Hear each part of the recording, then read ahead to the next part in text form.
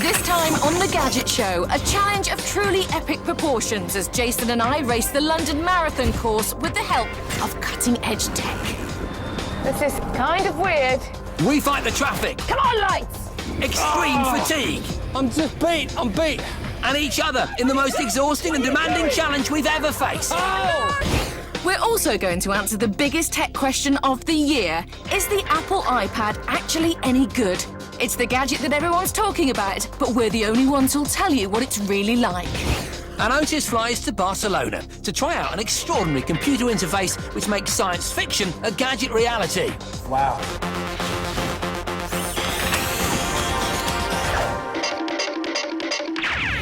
Hello and welcome to The Gadget Show. Yeah, and this week we're hoping to dispel the myth that gamer, geeky gadget types are just pasty weaklings who never leave the house. Yep, we were set the challenge of racing around the London Marathon course with absolutely no training whatsoever. Yeah, you see, when you put it like that, it really does sound like an incredibly stupid idea. But this being The Gadget Show, we had an ace up our sleeve that could turn a potential nightmare into an absolute dream. Yep, we had tech. Lots of lovely tech. Yeah, this was one of those challenges where we could pre-select our tech. So in order for us to not pick, a big fast motorbike and whiz around the course within minutes, there were obviously rules.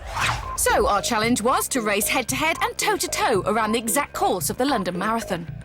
Any deviation from the exact course would be penalised. We could only use powered transport gadgets for 8 miles or less. We could only use human-powered transport for 12 miles or less.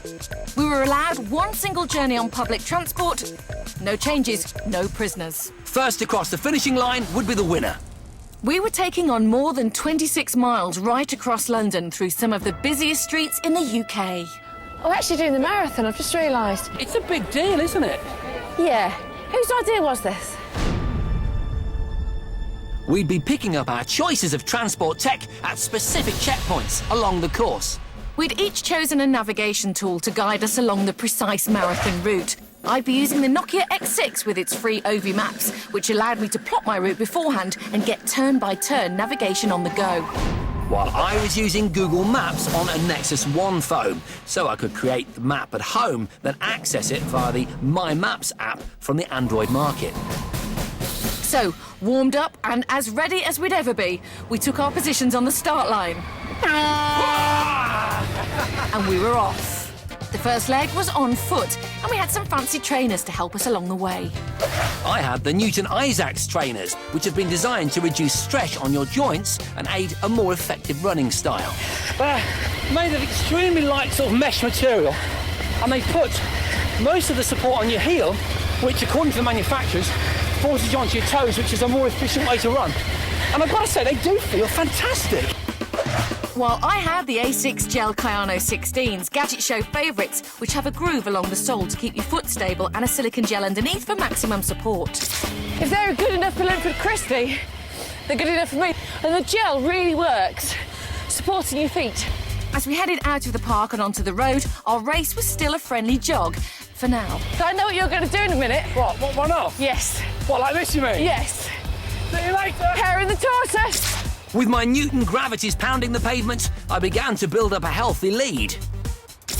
But I was well aware that this was a marathon and not a sprint, so I kept to a steady pace and took on plenty of water. Thanks to the rather clever water-filled backpack I was carrying, which can hold up to 2 litres. While my 2-litre reservoir was built into the back of my T-shirt and protected by an insulated pad. So I was keeping hydrated as I passed the 2-mile mark with an ever-increasing lead. But luckily for me, this wasn't just a running race, and our first checkpoint was coming up. I can't wait, because I can get on some powered transport. Hooray! Well, I was already there as I grabbed my first bit of powered tech at checkpoint 1, the awesome Go Cycle electric bike. This lightweight, matte black version of the Go Cycle is fitted with a battery and motor, giving a powered range of 20 miles on a 3-hour charge. 2 minutes later, I reached the checkpoint and my rather unusual choice of powered vehicle. The Twike Easy is a 3-wheeled electric-powered car with buttons to accelerate and brake, a joystick to steer the front wheel, and a top speed of 53 miles an hour. This was going to make for an interesting ride. This is kind of weird.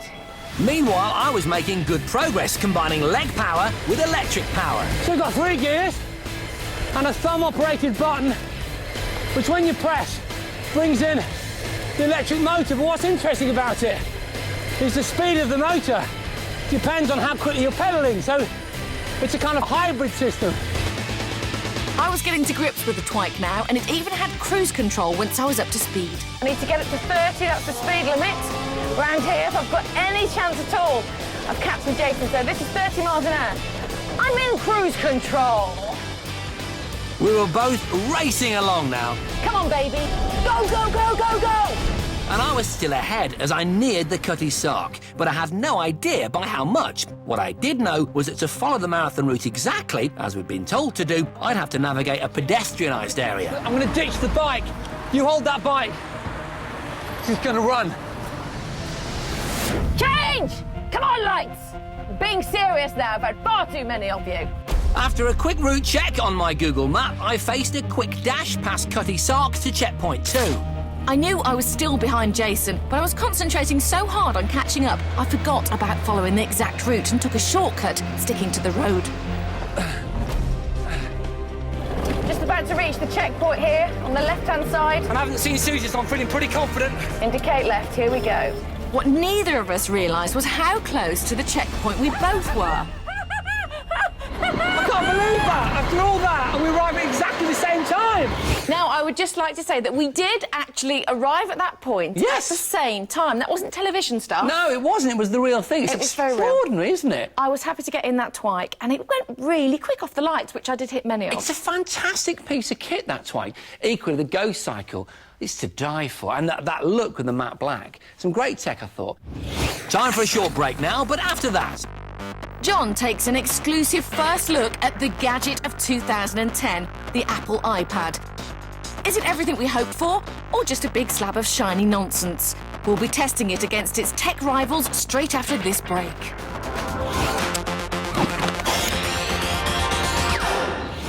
Welcome back. Now I want to talk to you about this, Apple's new iPad. It's already become the most talked about gadget of the year, and you can see why. Whatever you may think of Apple's products, whether they're works of pure design genius or just bits of overpriced fluff, there's no doubting the influence they've had. Take the iPod. It wasn't the world's first MP3 player, but it's changed the way we listen to music forever. And the iPhone wasn't the world's first smartphone either, but it's changed those forever as well. So, will the iPad change anything forever? Well, to try and find out, I took one along to Gadget Show Live.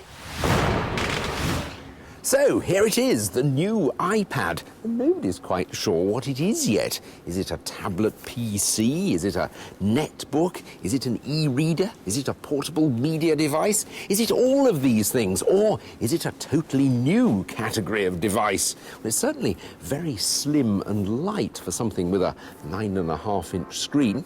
I think we should give it some thorough testing.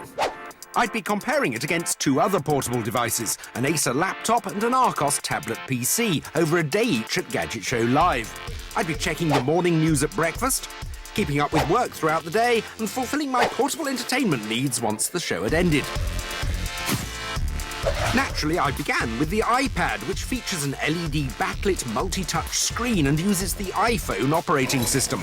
Like the iPhone, the iPad is very much an apps-based experience, and many of the early apps seem to be news-related. I found these more user-friendly than the newspaper's own websites, and of course, the iPad is much more compact than a newspaper. One of the best apps so far, I think, is for Marvel Comics. It's really been well thought through. You can look at whole pages and scroll through them. You can easily zoom in on frames by tapping them and scroll through those. It really hints at the iPad's potential to shake up electronic publishing. During a quick break between shows later in the day, I used the iPad for my second round of testing, checking emails, browsing the web, and word processing. I was expecting the keyboard to be pretty useless on this, but actually, it's better than an iPhone's and really not bad at all. And the web browsing experience is really pretty good. You've got this lovely tactile screen coming into play. You can really navigate yourself around web pages by touch very quickly. It's all very responsive. However, because it doesn't support Flash Player, it can't play vast numbers of web videos. It lacks simple connectivity like a USB socket, and I found the word processing rather basic. For example, the Pages word processor doesn't even have a word count, so I don't think it'll be a full replacement for a laptop. After a hectic day on stage, I began my final test, checking out how much fun I could have with the iPad. And I immediately found the clarity and responsiveness of the iPad screen hugely entertaining, both for watching movies and playing games. I'd had a great day with the iPad, but how would it compare against its two rivals? On day 2, I began testing this Acer Aspire laptop with its 13-inch screen. The screen is just too big to qualify the Acer as a netbook, but it's certainly portable, and it's got a low-voltage processor, which promises better than netbook performance, but with an 8-hour battery life. The Acer has a comfortable, glare-free reading experience, but its LCD screen is too directional, and colours aren't as true as the iPad's. Now, obviously, this has got a full operating system, Windows 7 in this case, so it's not a matter of instant on. You have to wait for it to boot up. But once it does get going, I think actually it's a bit quicker at web browsing than the iPad. Later in the day, the Acer really came into its own in my second test when I used it for office duties.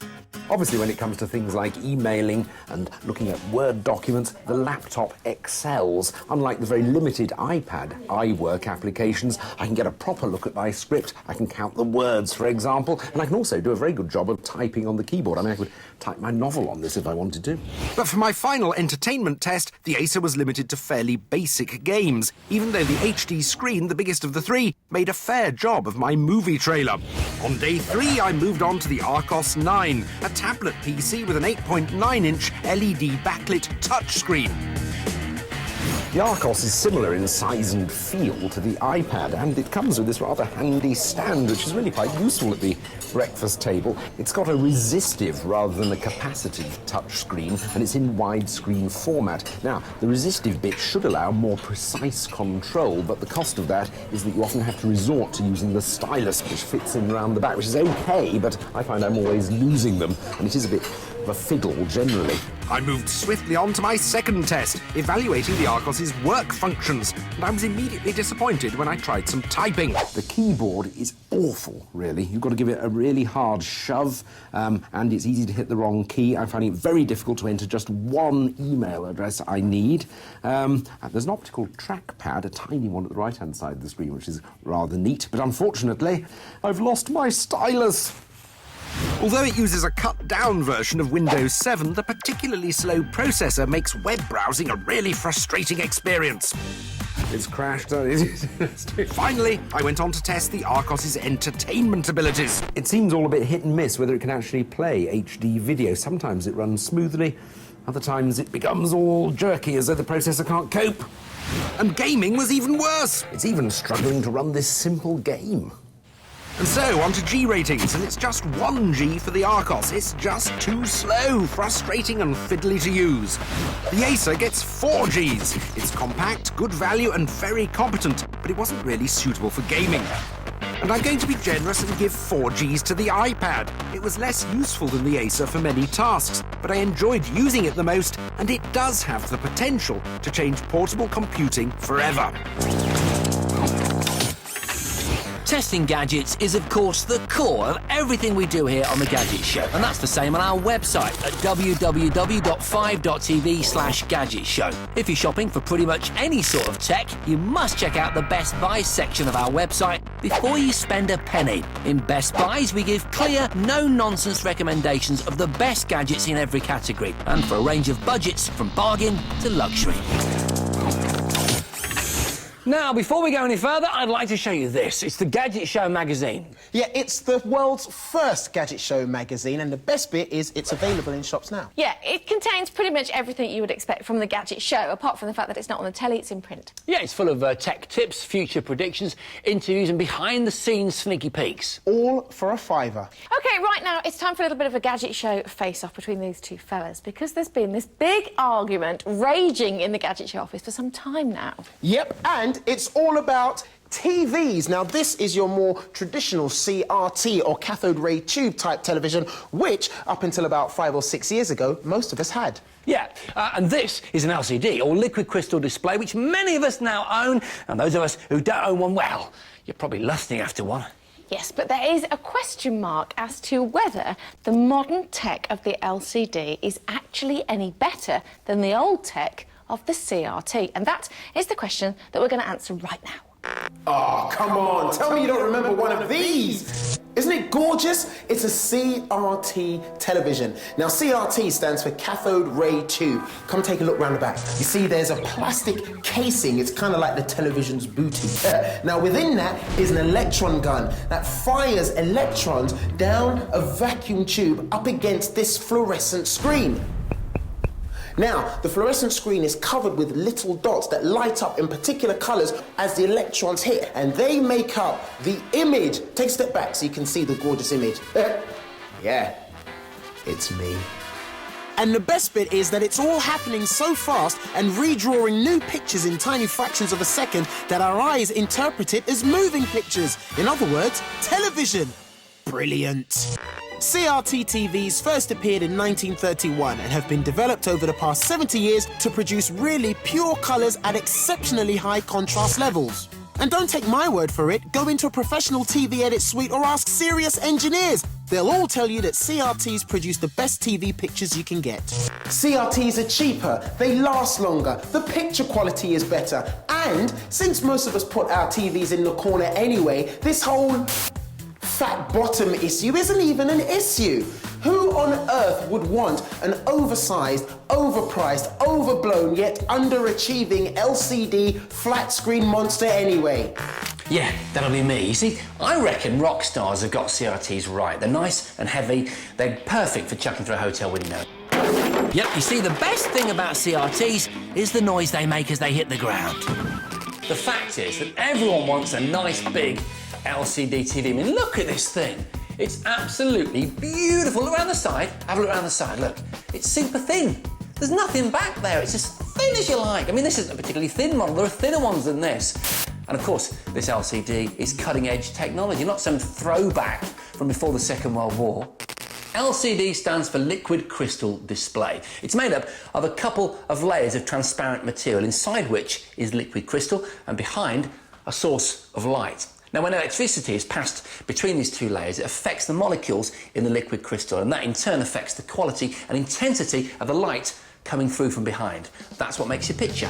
LCDs have been around since the late 80s, and though they started out a bit rubbish with poor contrast ratios and unable to cope with fast-moving images, they've had billions ploughed into developing them and have become the leading TV technology around. And talking of new technology, the only way you should watch high-definition movies and TV is on a dirty, great big flat screen. LCDs have bigger, brighter pictures. They're more stylish, more functional, really energy efficient, increasingly incredibly cheap. Oh, and they're really lightweight. Just check this out, right? All right, thanks very much. You can put me down now. No wonder that TV manufacturers stopped making CRTs years ago. So now we're going to do a direct comparison. So we've got both of your TVs in here. So Otis, we've got your HD CRT, and Jace, we've got your HD LCD. Both 32 inches, both exactly the same size. We're going to be playing the Blu-ray version of Star Trek through both of them. Here we go, let's have a look.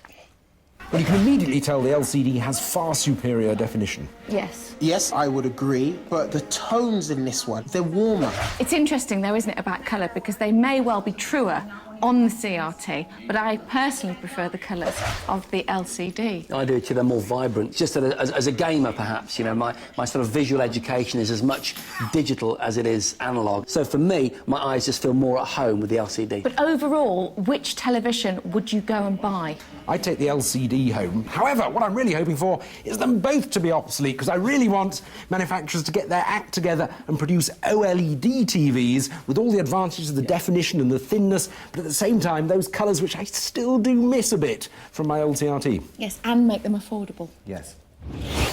Right, time for another quick break now, but after that...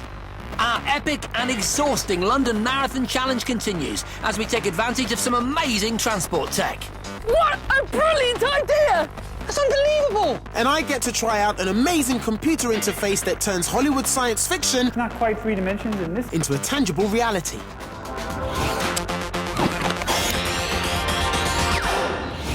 Welcome back. Now, let's get straight back to this week's monumental marathon challenge. Just to recap, we'd embarked on a gadget-fueled attempt to trace the exact route of the London Marathon from start to finish. I mean, look at this thing. I am in awe of anyone who completes this. It goes on forever. No, me too. Now, we could select our own tech that we wanted to use, but we could only use transport tech for a certain amount of the journey. Ah, yes, but we also had to run, even if we didn't want to. And it's very important that we observed exactly the right route. You can see it here in red on the screen. Any deviations would be punished with penalties. Yes, so we rejoin the action, and it is neck and neck, and we're, what, about 8 miles into the journey? Yeah. The next section of our urban challenge took us through South London and across Tower Bridge. Although the last leg had been relatively easy for me in the twike, it was about to get much more physical.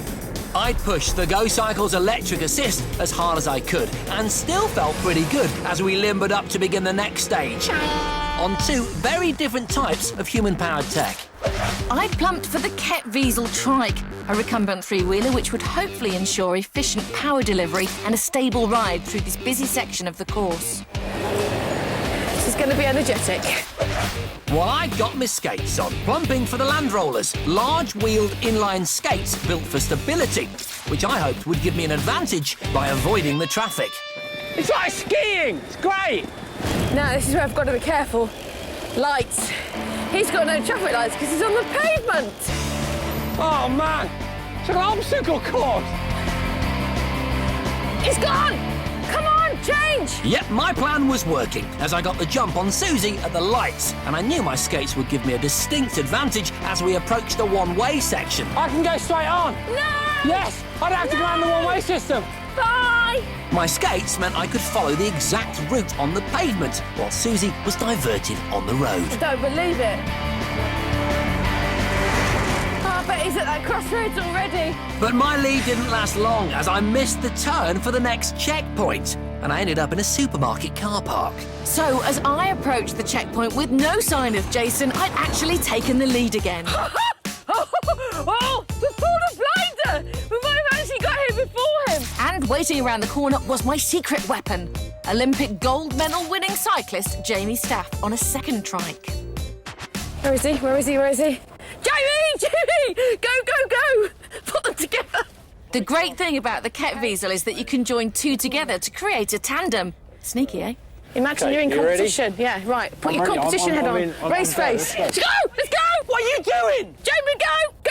Go! Hang on. Go, go, go! This is Great Britain on his massive tree trunk thigh. Yes! What a brilliant idea! That's unbelievable. I had a change of tech too. It was off with my Land Rollers and onto a rather maverick choice of bike. Right, I had the row bike. I'll take it easy. Part personal transport, part exercise machine, which I hoped would give my legs a bit of a rest. Oh, no. I'm already exhausted. While with the help of some Olympian leg power, I was flying ahead. Meanwhile, I'd entered my own personal world of rowing pain.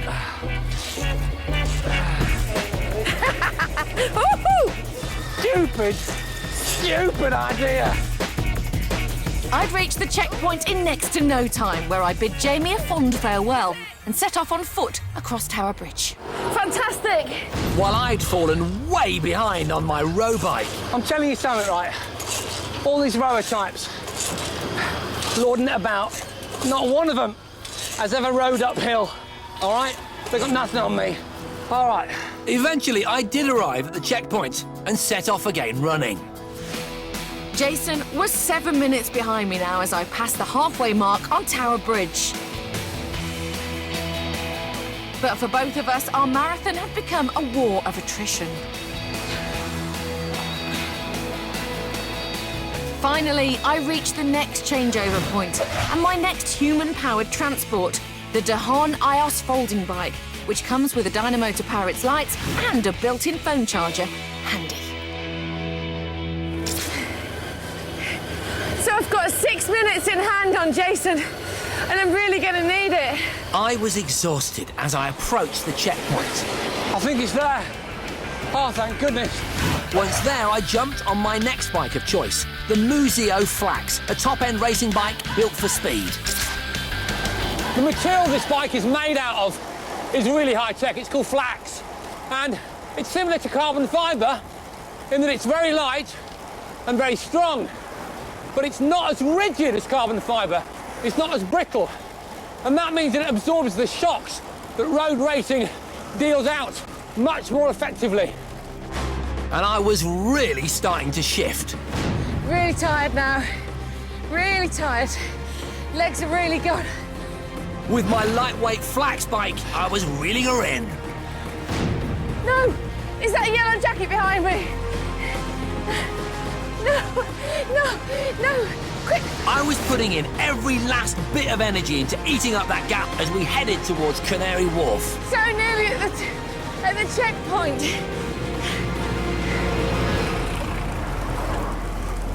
No! No, I'm doing so well! Go away! Go away! How are you doing on your foldable bike? How is it? Make sure on your racer bike. Make sure it doesn't fold up, Suze. See you later.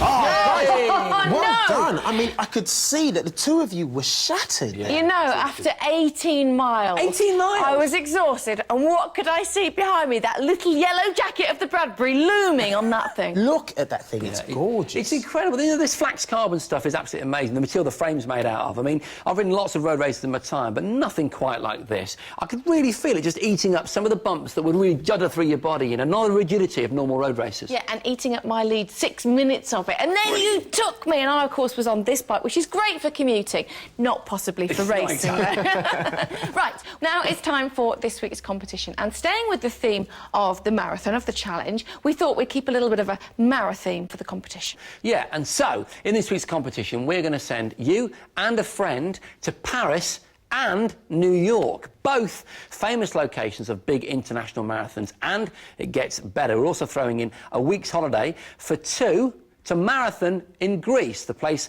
where all this marathon running began. But that is just the start of the legend that is this week's Gadget Show prize fund. We're also throwing in a year's free membership to the nearest David Lloyd's gym to where you live, and some of our favourite tech from this week's Gadget Show challenge, and an Apple iPad sent to you as soon as possible after launch.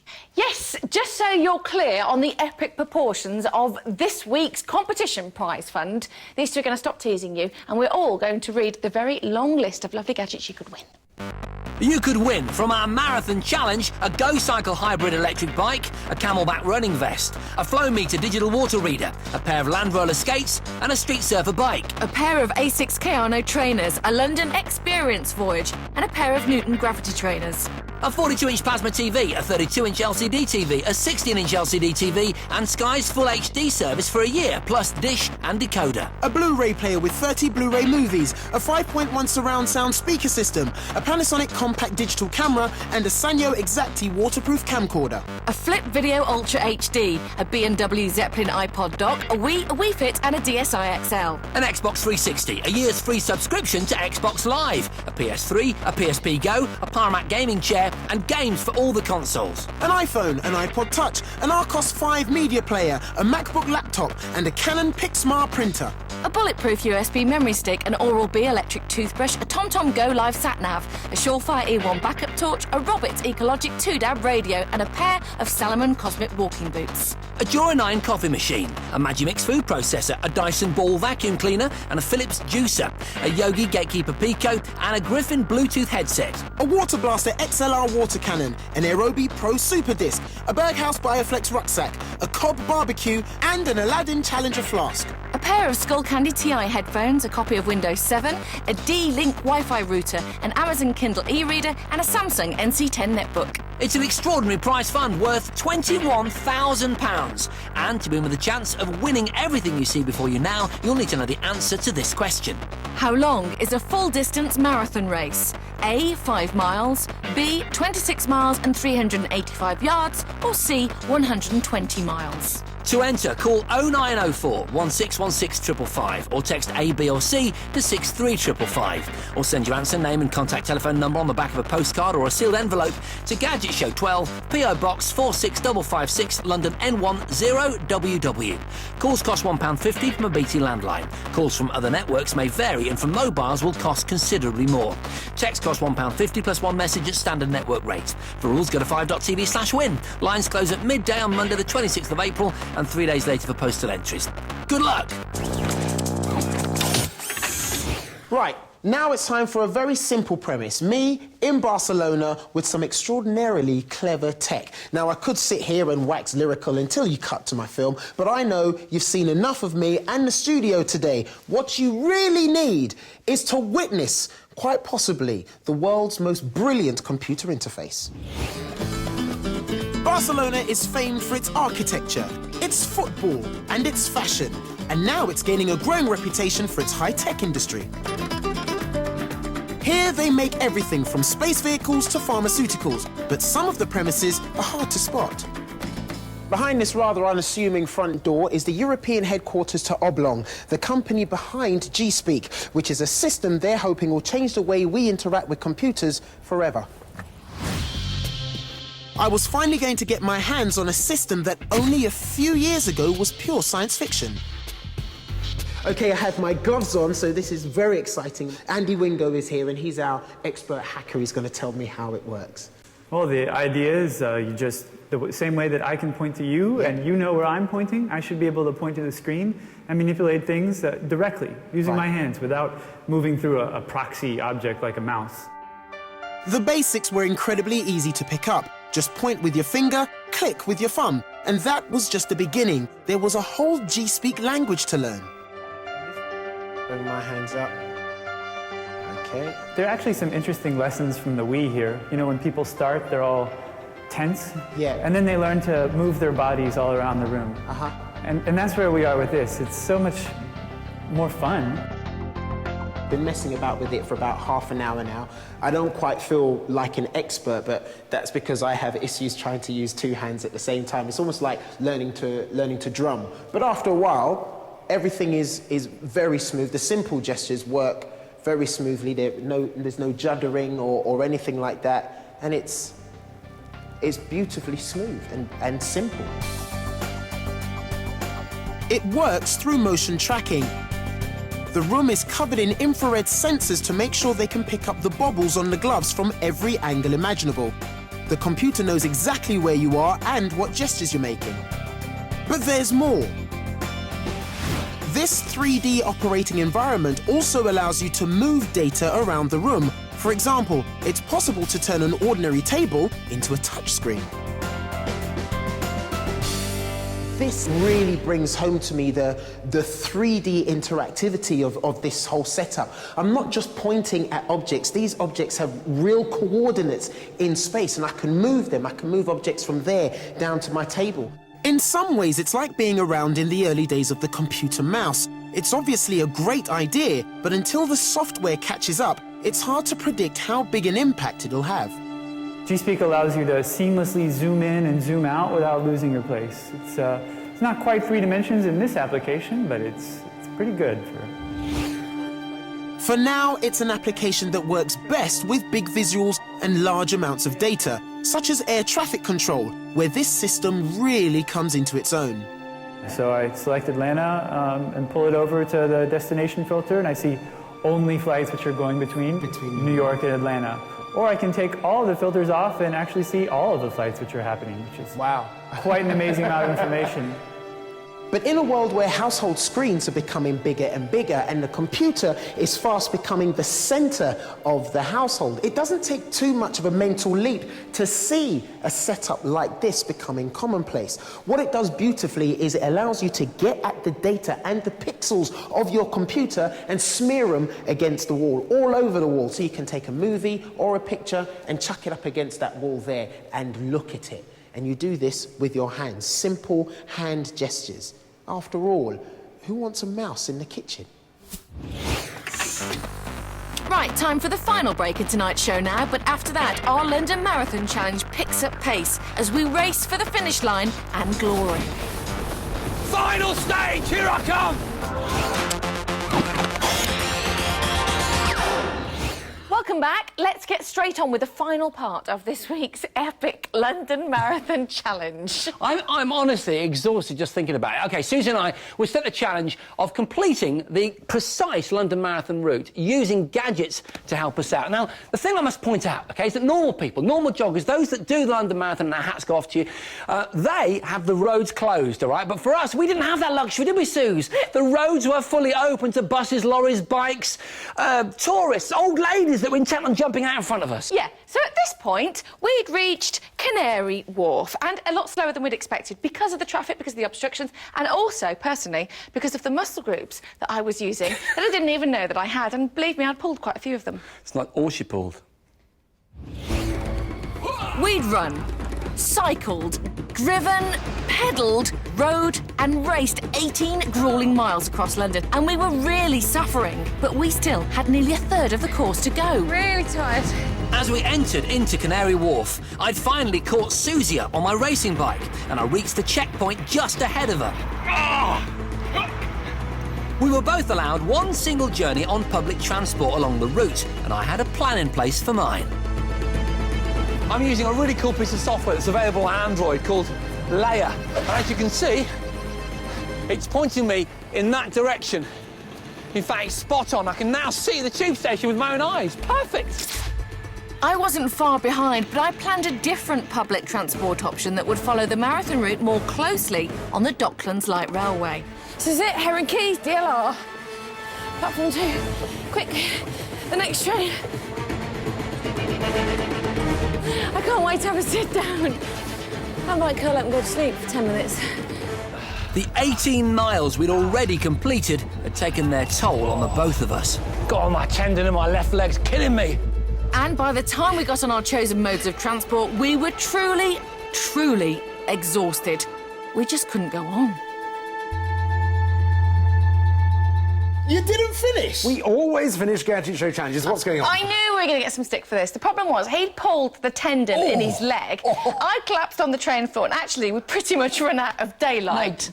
We were trash. We were trashed. You didn't finish! Wait. Because it doesn't quite stop there, does it, Susie? It doesn't, no. Because if there's one thing we are, yeah? Yeah. It's celebrities, all right? So after a bit of five-star, eh? Hotel room. Slap-up meal. Slap-up meal, a bit of a massage, yeah? The next day, we were back! Exactly 24 hours after we'd abandoned the race, we rejoined the course at the end of our public transport legs, ready for a mad final stretch in rush hour. I'd caught the underground along the south side of the river. While I'd stayed closer to the marathon route by taking the DLR line to Bank Station. And as I'd been in the lead, I started first from where I'd ended the previous day, London Bridge Station, where I knew I had something rather special waiting for me. My final choice of powered tech was waiting for me outside Bank Station. Electric bike! The Quantia Evo 1 Strada is an electric motorbike which charges in only 2 hours and can go 0 to 40 in less than 2 seconds. That's if I was allowed to get on it. Stop. Why? Deviated from the route. I've not deviated. Stop.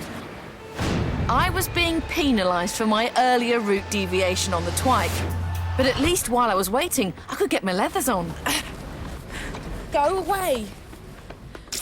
My choice of powered tech was waiting at London Bridge Pier, my very own speedboat.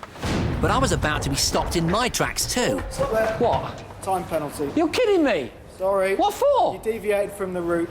As my tube journey had been a major deviation from the marathon route, I had an even longer time penalty than Susie. This was a disaster. Look, how long have we got left? You can go. Go. Finally, I was on the road on my electric bike. This Quantia is fantastic. It goes out to 45 miles an hour. And it weighs just 95 kilos. However, London traffic was conspiring against me once again. Oh, man! I'm not even going to get through these lights. It was only when I hit embankment that I finally got anywhere near top speed. Ready? Meanwhile, I was still at the pier. Having waited for what seemed like an eternity, I was finally released to take to the Thames on my speedboat. Thank you. Thanks, sir. Thanks very much indeed. I'm so frustrated! I thought this would be really, really quick and I forgot about all the traffic lights. I had no notion how far behind I was, but with two 200-horsepower motors zipping me through the water at up to 35 knots, I certainly wasn't having any traffic issues. I can't believe you're letting me drive this. This is incredible, man. Susie does not stand a chance. But despite the traffic, I was still ahead. I can see Big Ben ahead of me. I'm getting closer, I'm getting closer. This thing is incredible. My God, it's so quick. Final stage, here I come. I'd used nearly all my powered mileage allowance and didn't want to incur another time penalty. So I had to ditch the bike in Parliament Square. No sign of Susie. After a quick change, I set off for the final stretch on foot. So tired. I was suffering too, but I knew this was my last chance for victory, and I dug deep to try and catch Susie up. There was only a mile to go, but even with 24 hours rest, my body was feeling the effects of our marathon effort. My legs had gone, and I knew Jace couldn't be far behind me. I just knew I had to make it to my last bit of tech before him. But I had Susie's rather fetching pink jacket firmly in my sights now. It was neck and neck, but this wasn't just a foot race. Waiting for us outside Buckingham Palace were our last two bits of tech to take us up the mall to the finish. If we ever get there. I'd gone for the loaded pintail, a bamboo longboard designed for speed. Well, I was on the Street Surfer, a quirky stunt bike with 4 little wheels at the front for added manoeuvrability. We gave it everything we had, but it soon became apparent that Susie was that little bit quicker on her bike. Red light. And for once, it wasn't me who got stuck at the lights, which left me clear to pedal the agonising last few metres to victory. Seconds later, and I just about made it over the line too. Finally, the pain was over. Tell me. Never again. Never again. Never again. Ever. Never, ever again.